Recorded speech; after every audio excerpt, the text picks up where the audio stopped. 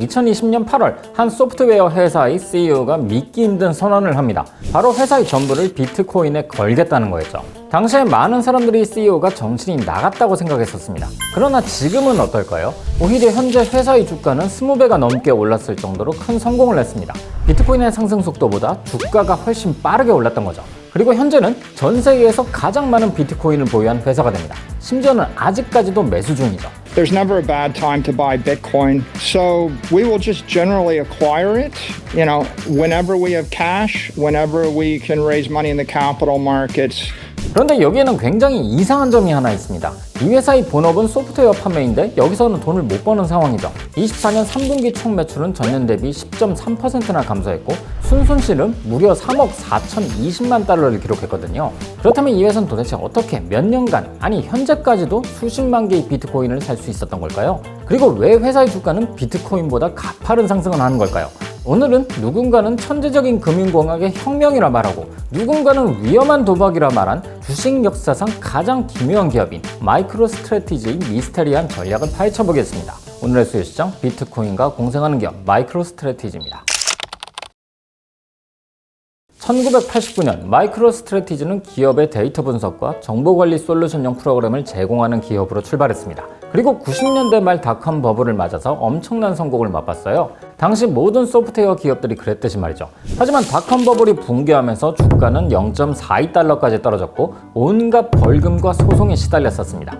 다행히 연방정부와 합의 끝에 회사 문을 닫는 건 면했고 이후에도 천천히 실적도 회복했었죠. 그러나 회사가 전반적으로 침체기였던 건 어쩔 수 없었어요.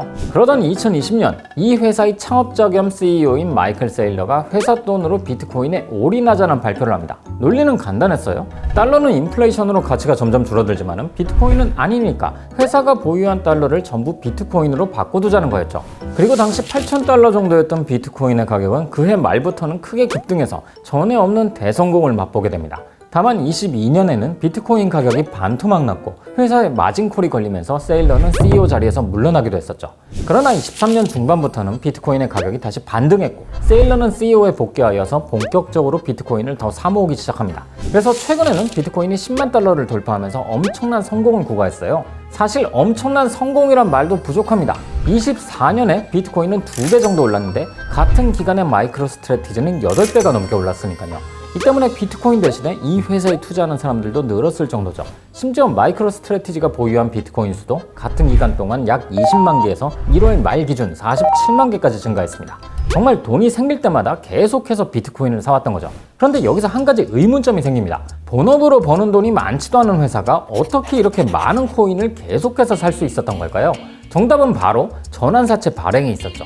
우선 기업의 자금 마련 방법에는 주식 발행, 은행 대출 또는 회사채 발행 등이 있습니다. 이 중에 회사채 발행은 미래 회사의 수익이 나게 되면 원금의 이자까지 쳐서 투자자들에게 돌려주는 상품이죠.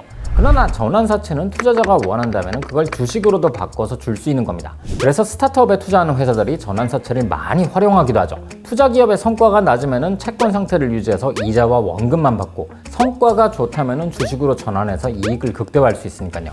그런데 마이크로스트래티지의 전환사채는 굉장히 이상했습니다. 채권 이자율이 0%였거든요. 말 그대로 이자를 안 주는 거죠. 게다가 주식으로 전환 가능한 가격도 현재 주가 대비 굉장히 높아요. 예를 들어 작년 11월에 발행한 전환사채는 당시 회사의 주가 대비 무려 55%나 더 높았습니다. 즉 채권으로 들고 있어도 이자를 못 받고 그렇다고 주식으로 전환하자니 지금 주가보다 55%나 더 올라야 한다는 거죠. 일반적이라면 이런 전환사채를 사는 사람은 없습니다. 회사 측만 압도적으로 유리하니까요. 하지만 그럼에도 엄청난 인기를 얻었고 주가는 계속해서 상승했으며 이렇게 모인 자금으로는 비트코인을 계속 사들였던 거죠. 이건 상당히 이례적인 케이스입니다. 주식 발행량이 계속 늘어나거나 이런 마구잡이식 전환사채 발행은 보통 주가에 악영향을 미치기 때문이죠. 왜 마이크로스트래티지만 이런 일이 발생했던 걸까요? 우선 이게 가능했던 것은 사실상 이 회사의 본질이 비트코인 투자서로 바뀐 탓입니다. 비트코인이 오를수록 이 회사의 성과도 개선되니까 주가가 오르는 구조가 되어버린 거죠. 그러나 여기에는 이상한 부분이 또 있습니다. 24년에는 비트코인이 2배 올랐고 회사의 비트코인 보유량도 2배가 되었으니까 산술적으로 이 회사의 주가는 3, 4배 정도 올라야 적정합니다. 하지만 실제로는 8배나 올랐죠. 1월만 기준으로 봐도 마이크로 스트래티지가 보유한 비트코인의 가치는 약 460억 달러로 시가총액인 844억 달러와 비교하면 거의 2배나 차이가 납니다. 즉 지금의 가격이 적정 가치보다 2배나 더 비싸다는 거죠. 하지만 이렇게 과대평가된 주가도 마이크로 스트래티지에게는 별 문제가 안 됩니다. 왜냐하면 전환사채를 통한 자금 조달과 주식 판매를 통한 자금 조달에는 사실 큰 차이가 없거든요. 이자율 0%인 채권을 누가 사겠어요? 다들 이 회사 주식을 노리고 저렴한 채권을 사는 거죠. 즉 주가가 올라서 비싸지는 주식은 팔고 그보다 싼 비트코인을 계속 산다는 겁니다. 이 때문에 마이클 세일러는 투자자들에게 주당 이익이란 개념 대신에 주당 비트코인 수익률이란 개념을 새롭게 제시했을 정도죠. 그리고 이 수치에 따르면 24년간 마이크로 스트래티지 한 주에 대한 비트코인 수익률은 73.1%였습니다. 이처럼 수익성이 좋으니까 전환사채에 투자할 가치가 있다고 말하는 거죠. 그리고 이러한 방법으로 비트코인을 사모아서 현재는 전 세계 비트코인 물량의 2%를 소유하게 된 겁니다. 참고로 이 2%는 단일 기업으로서 세계에서 가장 많은 양이죠. 확실히 비트코인이 영원히 상승한다고 믿으면 이것만큼 괜찮은 투자 방법이 없습니다. 비트코인이 오르면 회사의 주가도 오를 것이고 그렇게 되면 회사 주식을 팔아서 더 많은 비트코인을 사고 그렇게 비트코인의 가치가 오르면 결국 회사의 가치도 따라서 오를 테니까요. 하지만 여기는 중요한 가정이 하나 빠져 있습니다. 만약 비트코인 가격 상승이 멈춘다면 어떻게 될까요? 더 나아가 아예 하락한다면요? 마이크로 스트래티지가 보유한 코인보다도 높은 시총을 가진 이유는 앞으로 비트코인이 더 오를 것이고 이 회사가 더 많은 비트코인을 사들일 것이란 기대가 반영된 결과입니다. 즉 비트코인 가격 상승이 멈춘다면 이 회사의 주가도 크게 흔들릴 수 있는 거죠.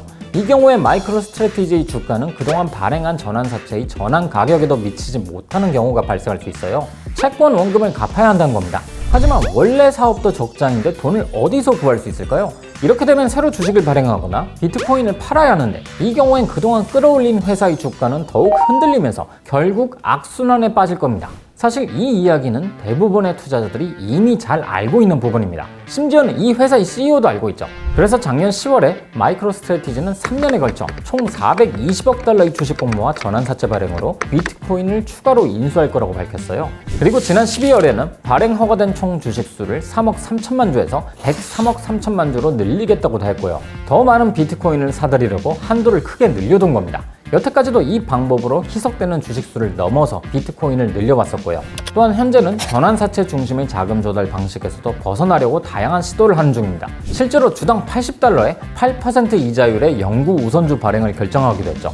그동안 전환사채 투자자만을 노렸던 것에서 벗어나 고수익을 추구하는 투자자들도 잡겠다는 거예요. 자금 조달 대상의 범위를 넓힌 셈이죠. 물론 이 이자는 돈이든 주식으로든 줄 수 있다고 한 만큼 주식을 팔아서 자금을 모집한다라는 기조에서는 벗어나진 않았습니다. 마이크로 스트래티지는 작년 한 해 동안 엄청난 실적을 거두면서 큰 주가 상승으로 투자자들을 만족시켰습니다. 이로 인해서 이 회사에 관심을 가지거나 투자를 하는 사람들도 늘어났죠. 하지만 위험성에 대해서는 명확하게 인지할 필요가 있습니다. 비트코인이 계속 오른다면 문제가 없겠지만 그 반대의 가능성도 고려해야 하는 거죠. 투자라는 게 항상 원하는 대로만 흘러가진 않으니까요.